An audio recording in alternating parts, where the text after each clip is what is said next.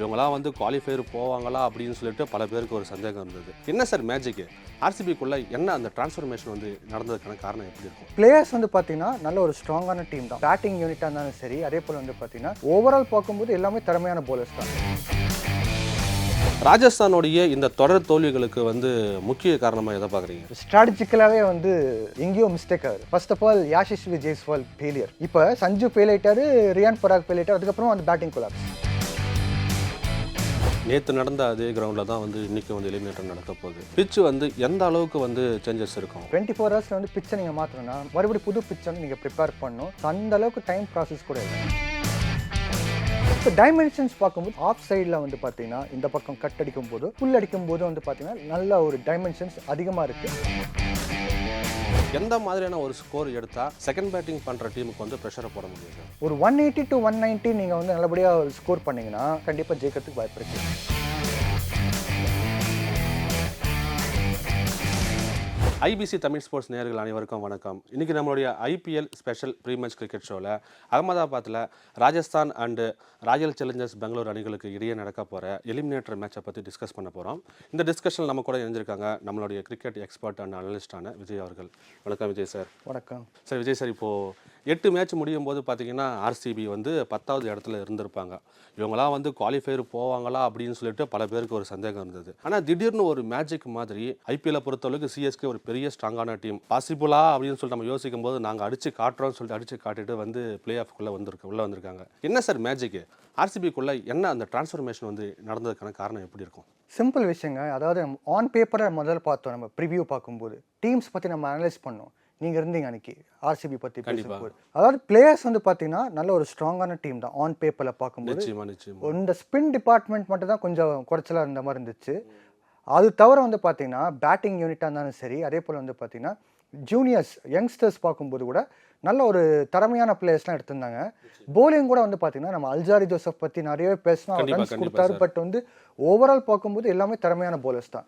இன்னைக்கு லாக்கி ஃபர்கியூசன் வந்து போன மேட்ச் ஆடி இருந்தார் சிஎஸ்கே கூட, நிறைய ரன்ஸ் லீக் அவுட் பண்ணிட்டார். ஆனால் கூட வந்து அவர் வந்து பொதுவாக நம்ம ஒரு ஆஸ் அ பிளேயராக பார்க்கும்போது திறமையான பிளேயர் தான். இப்போ சக்ஸஸ்க்கு என்ன காரணம்? எக்ஸிக்யூஷன். அதாவது வந்து பிளானை வந்து போட்டிருக்காங்க, அந்த பிளானை வந்து எக்ஸிக்யூட் பண்ணுறது தான் முக்கியமான விஷயம். இப்போ நீங்கள் வந்து பார்த்தீங்கன்னா நல்ல டீமை கூட வச்சுக்கலாம், அதில் நீங்கள் வந்து பிளான் எக்ஸிக்யூட் பண்ணலன்னா, அதை சொதப்பி விட்டிங்கன்னா பிளானை, அப்போ வந்து நீங்கள் தோக்க தான் போகிறீங்க. அதுவே வந்து ஒரு சுமாரான டீமாக இருந்தால் கூட சரி, பிளான்ஸை வந்து கரெக்டாக நீங்கள் வச்சுக்கிட்டு அதை எக்ஸிக்யூட் பண்ணுறீங்க, அது ஒர்க் அவுட் ஆகலைன்னா பிளான் பி போகிறீங்க, அதையும் வந்து எக்ஸிக்யூட் பண்ணுறீங்கன்னா கண்டிப்பாக வந்து வெற்றி வந்து வரும். அதுக்கேற்ற மாதிரி தான் வரும்.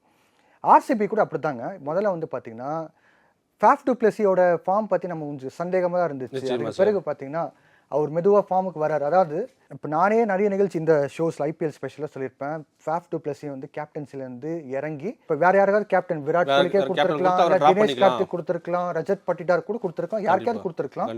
அவரோட பேட்டிங்கில் ஃபோக்கஸ் பண்ணியிருக்கலாம்ட்டு நானே வந்து சொல்லியிருந்தேன். ஆனால் வந்து என்ன ஆச்சுன்னா இங்கே அவர் அப்படியே நின்றுக்கிட்டு கான்ஃபிடண்ட்டாக இருந்துக்கிட்டு பர்ஃபார்மன்ஸ் வந்து பண்ண ஆரம்பித்தார். அவர் என்ன ரோல் எடுத்தார்னா, நான் வந்து பெரிய அளவுக்கு விராட் கோலி அளவுக்கு வந்து பர்ஃபார்மன்ஸ் பண்ணுறேன்னா கூட ஸ்ட்ரைக் ரேட் மட்டும் ஏற்றி விட்டுருவேன் ஸ்டார்டிங்கில்.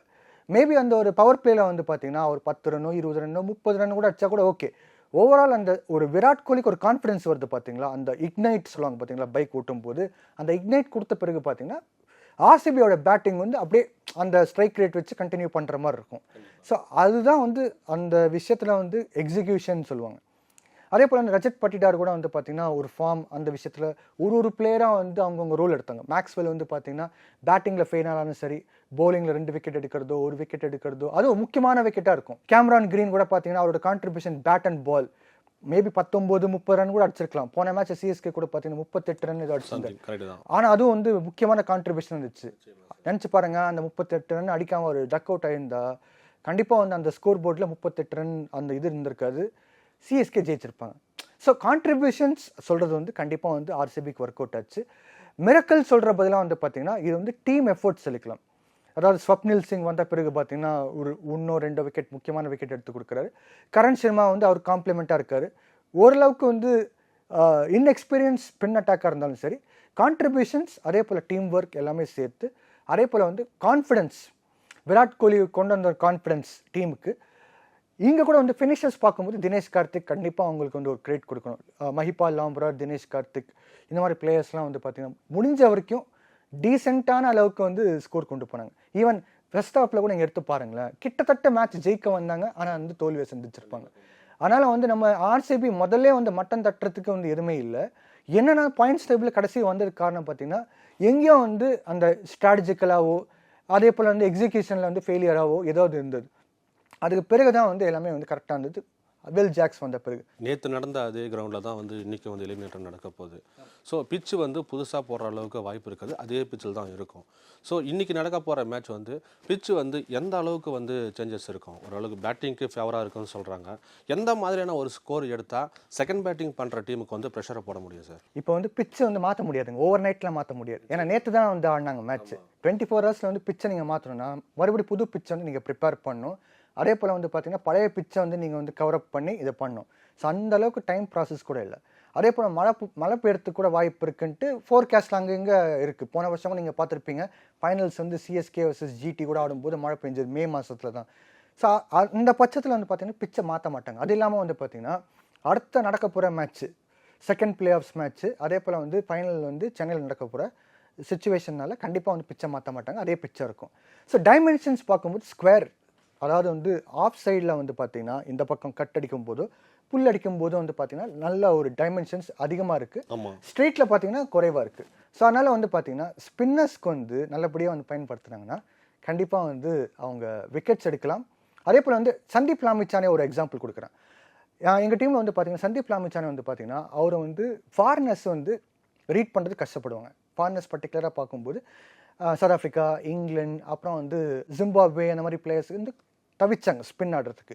ஸோ அதில் வந்து அவர் கூகுளி போடுவார், லெக் ஸ்பின் போடுவார், நல்லா ஒர்க் அவுட் ஆகும். மிச்ச டைம் நேபாளி பிளேயர்ஸ் ஆடும்போது என்ன பண்ணுவார்னா ஃபீல்ட் செட்டு வச்சு வந்து விக்கெட்டை வாங்கிடுவார். ஷார்ட் பால் போட்டு கொஞ்சம் ஷார்ட்டாக போட்டு அப்புறம் அந்த புல் ஆடும்போது வந்து இந்த ஸ்கொயரில் வந்து கேட்ச் போகுது, இல்லைனா வந்து மிட் விக்கெட்டில் போகும்.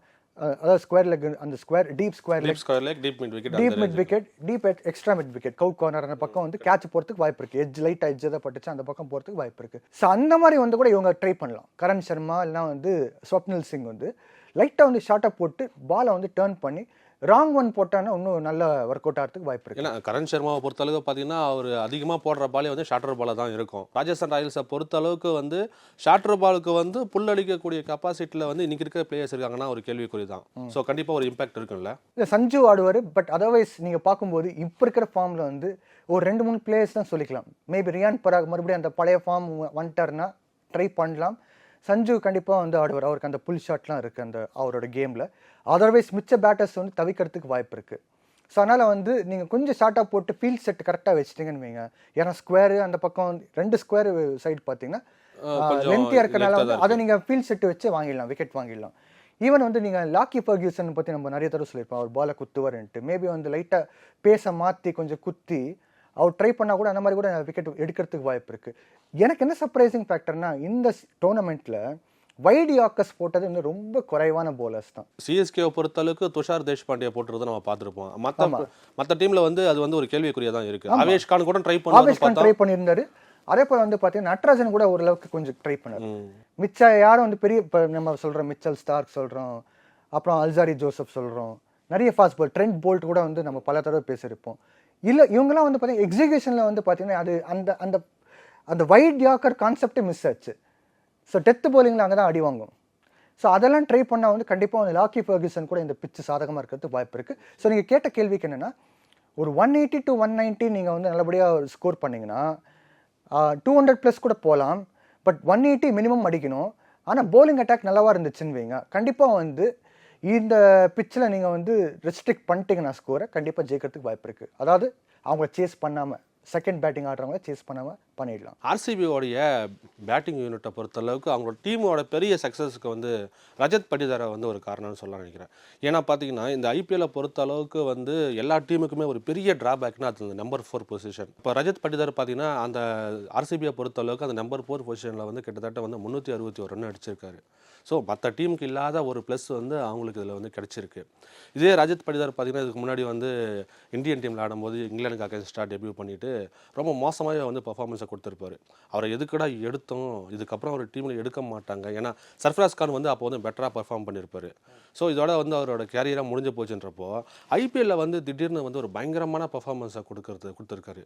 ஸோ இதெல்லாம் எப்படி சார் இதெல்லாம் சாத்தியம்? அங்கே வந்து ஃப்ளாப் ஆகுறாங்க, இங்கே வந்து ஹிட் ஆகுறாங்க. ஸோ பாயிண்ட் நம்பர் 1 நீங்கள் கேட்டதில் வந்து பார்த்தீங்கன்னா ட்ரான்ஸ்ஃபர்மேஷன். அந்த ஃபார்மேட் வேறு, இந்த ஃபார்மேட் வேறு.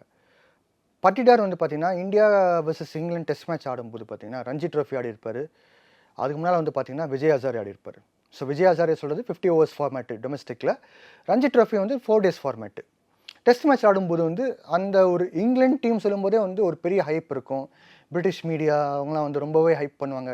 அதுவும் வந்து England versus India test match வந்து ஒரு இப்போ சமீபத்தில் லாஸ்ட் ஒரு 4-5 இயர்ஸாக வந்து பார்த்தீங்கன்னா ஒரு பயங்கரமான போட்டியாக இருக்குது. அடுத்த இந்தியா வர்சஸ் ஆஸ்திரேலியா பிறகு இந்தியா வர்சஸ் இங்கிலாந்து வந்து ஒரு நல்ல போட்டியாக போயிட்டு இருக்கு. அதில் மேபி வந்து அந்த ப்ரெஷர்னால சரியாக பர்ஃபார்ம் பண்ணாமல் போயிருக்கலாம். பட் வந்து ஐபிஎல் வந்த பிறகு பார்த்தீங்கன்னா ஃபஸ்ட்டு ஃபியூ மேட்சஸில் வந்து அவர் சரியாக பர்ஃபார்ம் பண்ணாத இருக்கிறப்போ வந்து நானே வந்து இந்த நிகழ்ச்சியில் வந்து ஐபிஎல் ஸ்பெஷல் ஷோவில் வந்து சொல்லியிருப்பேன், அவரை ட்ராப் பண்ணி வேறு ஏதாவது கொண்டு வந்து போட்டால் பெட்டராக இருக்கும். ஆனால் வந்து அது வந்து டெம்பரரி தான் இருக்கணும். நீங்கள் வந்து ட்ராப் பண்ணி அவரை மொத்தமாக வைக்க முடியாது. ஏன்னா இப்போ ஐபிஎல்லில் ஒரு பிளேயர் எடுக்கிறாங்கன்னா திறமையான பிளேயர் தான் எடுப்பாங்க. ஃபார்ம் தான் விஷயம் வந்து அவங்களுக்கு வந்து அடி வாங்க இருக்கலாம். ஸோ அந்த ஃபார்ம் வந்து ஓரளவுக்கு அவங்க ட்ரைனிங்கில் வந்து வருது, அந்த connect ball and bat connect வருதுன்னா கண்டிப்பாக எடுத்துடலாம். ஸோ ரஜத் படிடார் வந்து எனக்கு தெரிஞ்சு வில் ஜாக்ஸோட இன்க்ளூஷன் டீமுக்குள்ளே இந்த 11 பிளேயர்ஸில் வந்து எடுத்தாங்க பார்த்தீங்களா, அணிலேருந்து அவரோட அதாவது அந்த ஃபேட் இருக்குது பார்த்தீங்களா, ஜாதகம் அது ஃபுல் அண்ட் ஃபுல் மாறிடுச்சு. அவரோட அப்ரோச்சும் மாறிடுச்சு. ஆமாம், பேக் டு பேக் வந்து 3 half century அடிச்சாரு. அதுக்கப்புறம் கடைசி மேட்ச்சில் கூட வந்து பார்த்தீங்கன்னா ஒரு 40+ அடிச்சாரு, 41 runs அடிச்சிருந்தார். ஸோ இது வந்து ஒரு நல்ல கான்ட்ரிபியூஷன் தான். ஏன்னா வந்து விராட் கோலி வந்து கன்சிஸ்டண்ட்டாக நல்லா ஆடிட்டு இருக்காரு. ஸோ எல்லா மேட்ச்சில் வந்து நல்லாவே ஆடி இருந்திருக்காரு. மேபி வந்து ஒரு 20-30 அடித்தா கூட வந்து நல்ல குட் ஸ்டார்ட் கொடுத்துருந்தார். ஃபேஃப் டு பிளஸி நல்லா ஃபெயில் ஆயிருந்தார். ஒரு மேட்ச் ஃபஸ்ட்டு மேட்ச் ஏதோ சிஎஸ்கே கூட நல்லா ஆடினார். அதுக்கு பிறகு பார்த்தீங்கன்னா போன மேட்ச் நல்லா ஆடினார். ஸோ நம்ம ஓவரால் 14 மேட்ச் எடுத்து பார்த்தீங்கன்னா ஒரு 3 மேட்ச் நல்லா ஆடி இருக்கலாம் ஃபேஃப் டு பிளஸி. அதுக்கு பிறகு வந்து ஃபெயிலியர் தான். ஸோ அப்படி இருக்கிறப்போ வந்து டாப் ஆர்டர் வந்து கொலாப்ஸ் ஆச்சுன்னா யாராவது ஒருத்தர் வந்து அந்த பொறுப்பு எடுத்துக்கிட்டு ஆடுற மாதிரி இருக்கும். ஸோ ஆர்சிபியோட அதாவது இந்த ஸ்டார்டிங்கில் க்ளோஸாக வந்து தோற்று போனாங்க. அதுக்கு பிறகு வந்து பார்த்தீங்கன்னா சில மேட்ச் வந்து கேவலமாக தோற்று போனாங்க. கேவலமாக தோற்று போன காரணம் என்னென்னா டாப் ஆர்டரையும் கொலாப்ஸு, மிடில் ஆர்டரும் கொலாப்ஸு. கிளென் மேக்ஸ்வெல் சரியாக ஆடுறதில்ல. கேமரான் கிரீனோட கான்ட்ரிபியூஷன் வந்து சின்னதாக தான் இருக்குது, பெரிய அளவுக்கு இல்லை. எஸ், அது வந்து ஹெல்ப்ஃபுல்லாக தான் இருக்குது. பட் வந்து அது வின்னிங்க்கு வந்து பெரிய அளவுக்கு வந்து எடுத்துன்னு போச்சா? இல்லை. போன மேட்ச் எடுத்துன்னு போச்சு கண்டிப்பாக, அதை வந்து கிரெடிட் நம்ம எடுக்கக்கூடாது. ஆனால் அதுக்கு முன்னால் ஆட்ட மேட்ச் வந்து பார்த்தீங்கன்னா பெரிய அளவுக்கு வந்து அவரோட பர்ஃபார்மன்ஸ் வந்து இம்பாக்ட் கொடுக்கல. ஸோ அப்போ வந்து ரஜத் படிடாரோட கம்பேக் இருக்குது பார்த்தீங்களா, அதாவது ஒரு மேட்ச் 2 மேட்ச் உட்கார வச்சதுக்கப்புறமா எடுத்தாங்க. எடுத்த பிறகு வில் ஜாக்ஸோட ஆடிந்தார். தொடர்ந்து 3 half century. அதாவது அவருக்கு அந்த பொறுப்பு புரிஞ்சுக்கிட்டாரு. அவர் இருந்தால் வந்து கண்டிப்பாக மேட்ச்சை ஜெயிக்கலாம். அதுவும் வந்து பார்த்தீங்கன்னா விராட் கோலியோட கான்ஃபிடன்ஸ் கண்டிப்பாக விராட் கோலி கூட இருந்தால், அதாவது any senior player, Virat Kohli மட்டுமே இல்லை, எனி சீனியர் பிளேயர். இப்போ வந்து பார்த்து பட்டேல் எடுத்துக்கோங்களேன், மேத்யூ ஹேடன் கூட வந்து ஓப்பனிங் ஆடி இருந்தார் ஐபிஎல்லில் 2010-11 இந்த டைம்லலாம். அவர்கிட்ட நிறைய அந்த ட்ரேட்ஸ்லாம் கற்றுருப்பார். ஸோ கண்டிப்பாக இதுவும் அதே தான். விராட் கோலிக்கிட்டேருந்து அந்த பேஷன்ஸ், அந்த பிளே, அந்த கேப்பில் எப்படி ஆடுறது, ஷார்ட் செலெக்ஷன், அதுக்கப்புறமா நீங்கள் வந்து டென்ஷன் ஆதிக்கா நான் பார்த்துக்கிறேன்னு சொல்லிட்டு அவர் வந்து ஸ்ட்ரைக் எடுத்துக்கிட்டு ஃபாஸ்ட்டாக வந்து ஆடுறது. அப்போ இவர் வந்து கொஞ்சம் அவர் கேம் அவர் ஆடிக்கலாம். ஸோ அந்த ஃபோக்கஸ் வந்த பிறகு அவர் நல்லா ஆரம்பிச்சிருக்கார். ஸோ இப்போ இன்னொரு டீம் பார்த்தீங்கன்னா ராஜஸ்தான் ராயல்ஸ். ஆர்சிபி வந்து எப்படி வந்து தொடர்ந்து 6 மேட்ச் வின் பண்ணிவிட்டு பிளே ஆஃப் வந்தாங்களோ, இவங்க வந்து பார்த்திங்கன்னா நம்ம வந்து டேபிள் லீடர்ஸாக போய் நிற்பாங்கன்னு சொல்லிட்டு பார்த்தோம். அதாவது ஃபஸ்ட் பிளேஸில் இருந்தவங்க அடுத்தடுத்து தொடர்ந்து ஒரு 4 தோல்விகளை சந்தித்து வந்து 3வது இடத்துக்கு வந்திருக்காங்க. ஆமாம், ராஜஸ்தானுடைய இந்த தொடர் தோல்விகளுக்கு வந்து முக்கிய காரணமாக எதை பார்க்குறீங்க? மொத்தமாக ஸ்ட்ராட்டஜிக்கலாகவே வந்து எங்கேயோ மிஸ்டேக் ஆகுது. First of all Yashasvi Jaiswal failure. அதாவது யாஷஸ்வி ஜெய்ஸ்வால் இந்த டோர்னமெண்ட் ஸ்டார்ட் ஆகிற முன்னாலே வந்து பெரிய அளவுக்கு நம்ம வந்து ஒரு இடம் போட்டிருந்தோம். அவர் வந்து ஜாஸ் பட்லர் கூட காம்பினேஷன் நல்லபடியாக போகும்ன்ட்டு. ஜாஸ் பட்லரே வந்து பார்த்தீங்கன்னா இன் அண்ட் அவுட் ஃபார்ம் ஒரு ஃப்ளக்சுவேஷனாக தான் இருந்துச்சு ஃபார்ம். தொடர்ந்து வந்து ஃபார்மை கன்சிஸ்டண்ட்டாக இல்லை, விராட் கோலி மாதிரிலாம் இல்லை.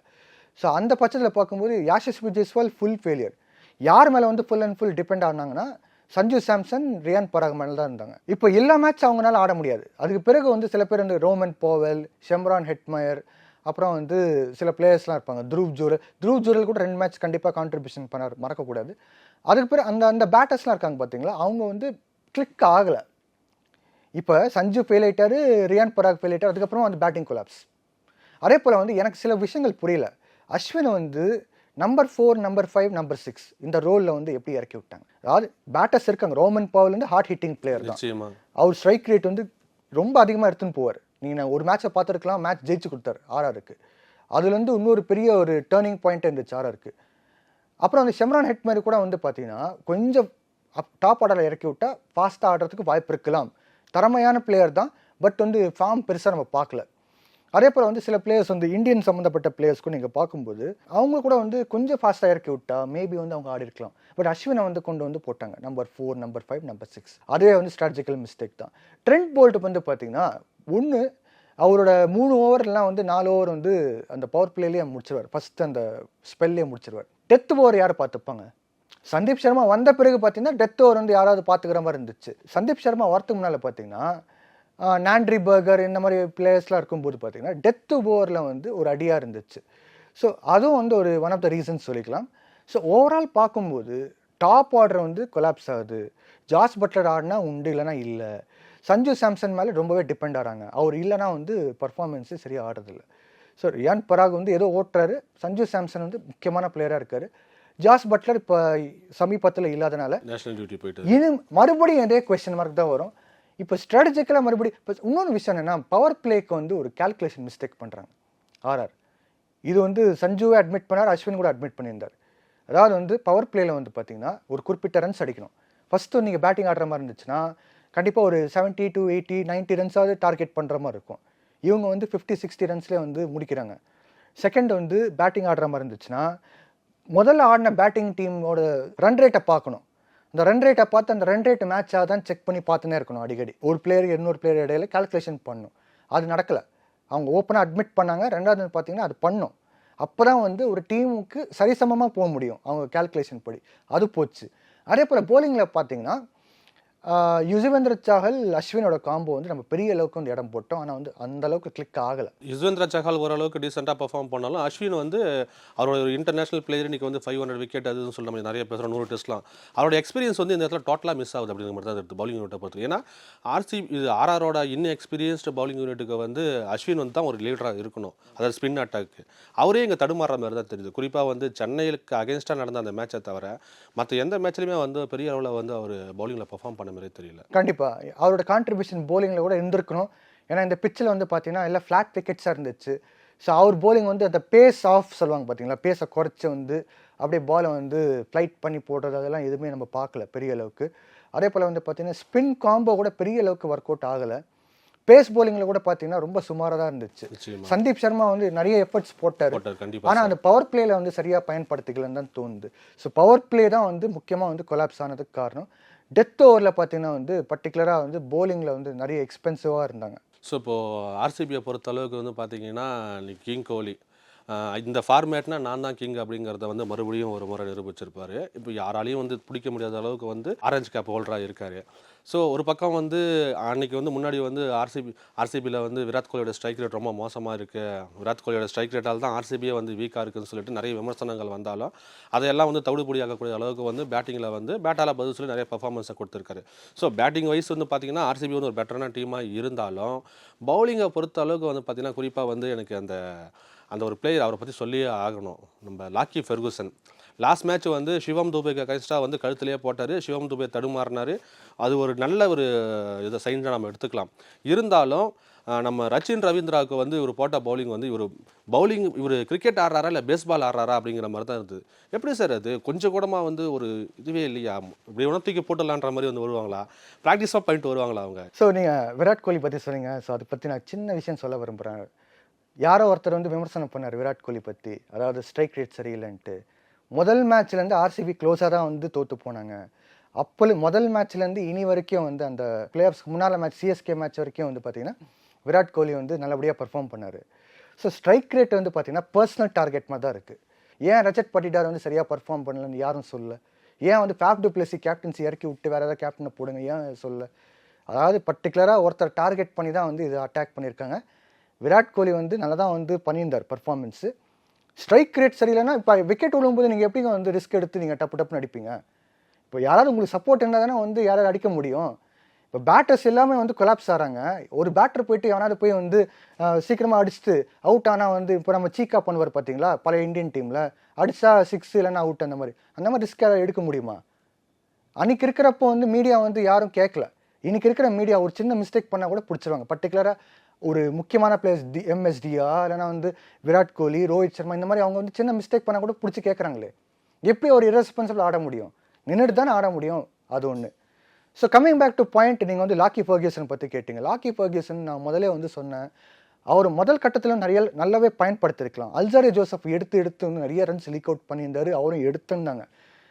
திறமை இருக்குது, பட் வந்து திறமைக்கு ஏற்ற மாதிரி நீங்கள் பர்ஃபார்ம் பண்ணணும். அங்கே பண்ணலன்னா வந்து நீங்கள் உட்கார வைக்கலாம், தாராளமாக தப்பு இல்லை.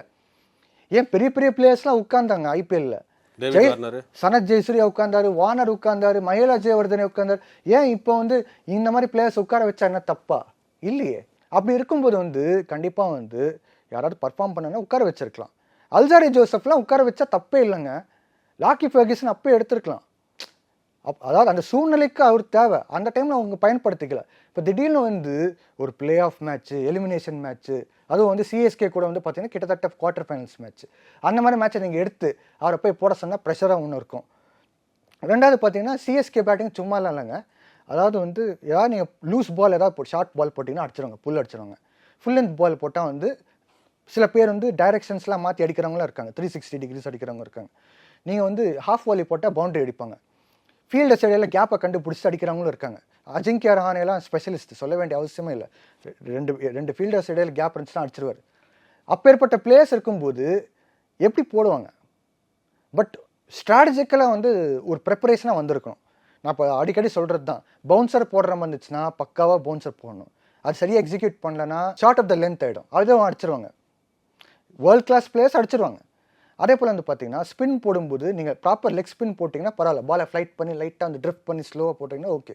சும்மா வந்து வீசுறீங்க, ஜாலியாக வந்து அடிச்சுட்டு இறங்கி வந்து அடிச்சுன்னு போயின்னு இருப்பாங்க. ஸோ எக்ஸிக்யூஷன் தான் முக்கியம் இங்கே. லாக்கி ஃபர்கியூசன் போன மேட்ச் எக்ஸிக்யூஷனே இல்லை, பாடி லாங்குவேஜ் மட்டமாக இருந்துச்சு. அவர் மூஞ்சி பார்க்கும்போது தெரிஞ்சிச்சு அவர் மேட்ச்சை வந்து சொதப்பி விட்டுருவார் தான் நினச்சேன். கண்டிப்பாக அந்த மேட்ச் சிஎஸ்கே கீழே தான் போகுதுன்னு நினச்சேன். நிச்சயமா. இதோ லாஸ்ட் ஓவர் வந்து யாஷ் தயால் வந்து ஓரளவுக்கு ஜடேஜாவுக்கு வந்து ஸ்லோவர் ரன்ஸ்லாம் போட்டு கண்டெயின் பண்ண முடிஞ்சுது. யாஷ் தயாலே வந்து பார்த்தீங்கன்னா மேட்ச் சொதப்புற மாதிரி தான் இருந்துச்சு. பட் கடைசியில் அந்த எம்எஸ்டி ஜோகிந்தர் சர்மா அந்த T20 வேர்ல்ட் கப் முதல் எடிஷனில் ஃபைனல்ஸில் எப்படி எம்எஸ்டி நம்பி ஜோகிந்தர் சர்மா கொடுத்தாரோ அந்த ஞாபகம் தான் எனக்கு இன்றைக்கி வந்துச்சு. அதாவது டிகே இருந்தாலும் சரி, விராட் கோலி இருந்தாலும் சரி, ஃபேஃப் டு பிளஸி இருந்தாலும் சரி, யாஷ் தயால் நம்பி பாலை கொடுத்து பண்ண வச்சாங்க. பட் ஓவரால் பார்க்கும்போது பவுலிங் மட்டமாக தான் இருந்துச்சு, பவுலிங் வந்து வீக் தான். கண்டிப்பாக முகமது சிராஜும் சொதப்புறாரு. யாஷ் தயால் பார்த்தீங்கன்னா கிளிக்கானா ஓகே, இல்லைனா இல்லை. அவர் மட்டும் தான் வந்து உருப்படியாக பர்ஃபார்ம் பண்ணுற மாதிரி இருக்குது. அல்சாரி ஜோசஃபும் வந்து மட்டமாக தான் பண்ணார் பர்ஃபார்மன்ஸ், ஓப்பனாக சொல்லணும்னா. லாக்கி ஃபர்கியூசன் போன மேட்ச் பாடி லாங்குவேஜ் பார்த்தா ஒன்றுமே இல்லை. விஜயகுமார் வைசாக் எடுத்தாலும் பெட்டராக இருக்கும்னு தோணுது. இந்த மேட்சை பொறுத்தளவுக்கு ஆர்சிபியோட பிளேயிங் 11 எந்த மாதிரி காம்பினேஷனில் இருக்குன்னு நினைக்கிறீங்க சார்? கண்டிப்பாக Virat Kohli, Faf to place இந்த ஓப்பனிங்கில் வந்து மாற்றமே எடுத்துன்னு வரக்கூடாது. இதுதான் வந்து ஃபெயில் ஆனால் கூட வந்து கண்டினியூ ஆச்சு. ஸோ அதேபடி வந்து இப்போ எடுத்துன்னு வரணும். ஏன்னா எலிமினேஷன் மேட்ச் நாக் அவுட் மாதிரி, ஒரு மேட்ச் தோற்று போனால் அவள் தான் அவுட்டு, டோர்னமெண்ட் விட்டு. ஸோ அதனால் அதே இருக்கணும். அப்புறம் வந்து Rajat Patidar number 3. So number 4 பார்த்தீங்கன்னா Maxi, number 5 Cameron Green, number 6 DK. இது நம்ம டோர்னமெண்ட் ஸ்டார்ட் பண்ணுற மாதிரி டாப் 6 வந்து சொன்ன மாதிரி அவங்க சொல்லியிருப்பாங்க. ஆமாம், அதே தான். So number 7 Mahipal Lomror. இவர் வந்து பார்த்தீங்கன்னா நிறைய மேட்சஸ் வந்து ஜெயிச்சு கொடுத்துருக்காரு, கிட்டத்தட்ட மேட்சை க்ளோஸாக எடுத்துன்னு போகிறார். Number 8 Yash Dayal. Number 9 Karan Sharma. Number 10 Mohammed Siraj. Number 11 Lockie Ferguson எடுக்கலாம், இல்லைனா வந்து விஜயகுமார் வைசாக் கூட எடுத்துக்கலாம். நம்பர் 12 இம்பேக்ட் பிளேயராக வந்து ஸ்வப்னில் சிங் எடுத்துக்கலாம். இப்போது ராஜஸ்தான் ராயல்ஸ் சொதப்பிட்டு இருக்க ட்ரெண்ட் போல்ட்டுக்கு பதிலாக நயன்ரே பர்கரை எடுத்தால் நல்லா இருக்குமா? அவங்களுடைய காம்பினேஷன் எப்படி இருந்தால் அடுத்த சுற்றுக்கு அவங்க வந்து போகிறதுக்கு வாய்ப்பு இருக்குன்னு நினைக்கிறீங்க? ட்ரெண்ட் போல்ட் கண்டினியூ பண்ணாலே பெட்டராக இருக்கும். நயன்ரே பர்கர் இந்த சுச்சுவேஷனை கொண்டு வரக்கூடாது. அவங்க டீம் எப்படி இருக்கலாம்னா யாஷஸ்வி ஜெய்ஸ்வால், டாம் கோலர் கேட்மோர். அவர் எப்படி ஆட போகிறாரு தெரில இந்த மேட்ச்சில். ஏன்னா இது நாக் அவுட்டு சரியாக இல்லைன்னா வந்து சொதப்பி விட்டாங்கன்னா, 2 ஓப்பனர் சொதப்பி விட்டாங்கன்னா ஆர்ஆருக்கு வந்து பெரிய அடி தான் சொல்லிக்கலாம். சஞ்சு சாம்சன், ரியான் பராக் 3-4 வந்து செட் ஆயிடுச்சு. அப்புறம் டானவன் ஃபரேரா, இவர் நல்லா பயன்படுத்தணும். ஆல்ரவுண்டராக வச்சுக்கிறாங்க, நல்ல போலிங் போட்டு அவரை பயன்படுத்திக்கலாம். பேட்டிங்கில் கூட வந்து டாப் ஆர்டரில் போடணும். அது பதிலாக வந்து அஸ்வினை வந்து நம்பர் 4, நம்பர் 5 இறக்கி விட்டு டானவன் ஃபரேரா நம்பர் 8 போட்டால் வேஸ்ட். ஒரு ஆல்ரவுண்டர் வச்சுக்கிறது வேஸ்ட். எப்பயாவது ஜாக் கேலிஸ் வந்து நம்பர் 9 இருக்கிறது பார்த்தீங்களா? எல்லாம் வந்து ஷேன் வாட்சன் நம்பர் 10 ஆடுறது பார்த்தீங்களா? இல்லை ஃப்ளின்ட் ஆஃப் வந்து நம்பர் 11 பாட்னர் பார்த்தீங்களா? இல்லையே. ஒரு ஆல்ரவுண்டர் வச்சா சரியாக பயன்படுத்தணும். So Donovan Ferreira number 5, Rovman Powell number 6, number 7 வந்து த்ருவ் ஜுரல், நம்பர் 8 வந்து அஸ்வின், நம்பர் 9 வந்து Trent Boult, number 10 Avesh Khan, number 11 Sandeep Sharma. Impact player வந்து யுஸ்வேந்திர சாஹல். மிக்க நன்றி சார். நிகழ்ச்சியில் வந்து கலந்துக்கிட்டு உங்களோட கருத்துக்களை தெரிவிச்சிருக்கேன். மீண்டும் உங்களை மற்றும் ஒரு நிகழ்ச்சி சந்திக்கிறேன். நன்றி சார். நன்றி, வணக்கம்.